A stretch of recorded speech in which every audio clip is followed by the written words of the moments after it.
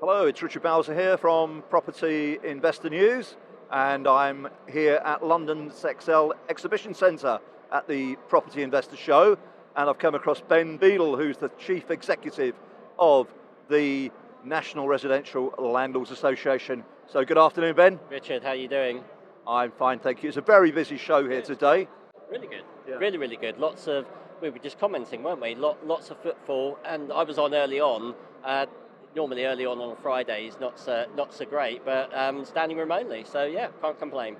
You certainly drew a crowd, and of course your talk was all about what's happening with the Renters Reform Bill, and as I said to you, a little bit more like more episodes than Crossroads, for those of you who remember that programme from many years ago. Show your age, Richard.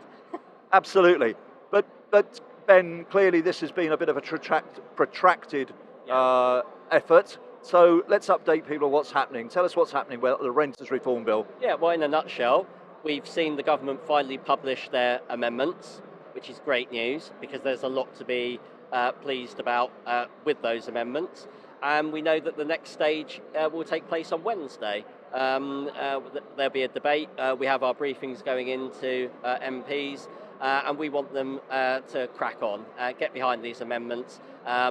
There are some very significant amendments that I think will, for the most part, give landlords confidence. Not everybody, but it's certainly a step in the right direction, and certainly better with these amendments than if they doesn't get through at all and another government has to finish them. Well, you can't please all of the people all the time, and clearly, you know, as we know, it's a political football at the moment. Obviously, we've got an election upcoming, probably, you know, in the autumn. So what are the key points, just to, you know, without going into too much detail, what are the sticky, more controversial points in respect of the Renters Reform Bill? Well, I think the key sort of change from when the bill has been published is that we've seen a ground in relation to students brought to the fore, and that's really, really important. What the most recent amendments have brought is that it won't just apply to HMOs, it will apply the ground to any student property, whether it's a 1-bed or a 2-bed and or a HMO, and that's really, really important. It will be on the basis that a landlord needs to declare their intention to possibly use that up front in the tenancy agreement.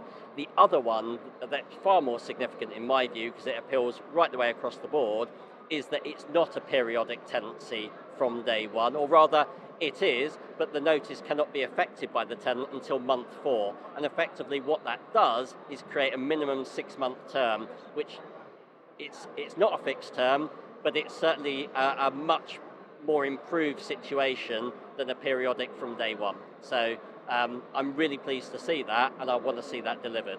So as a landlord taking on a new tenant, they pass through the referencing procedure, they're good to go, they're into your property, you as a landlord have the knowledge that at least you're going to get 6 months rent.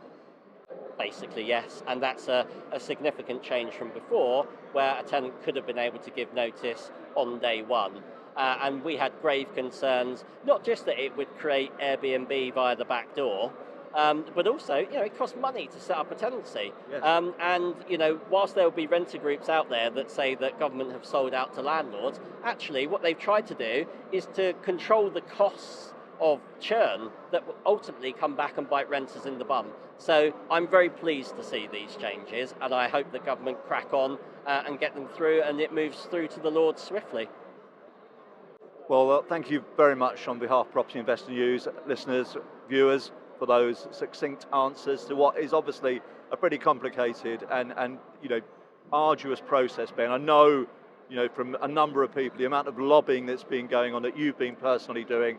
I'm very well aware from your social media accounts just how much you're doing and how the miles that you're travelling around on behalf of the landlord community, on behalf of NRLA members to achieve what's so far being done. So on their behalf, thank you.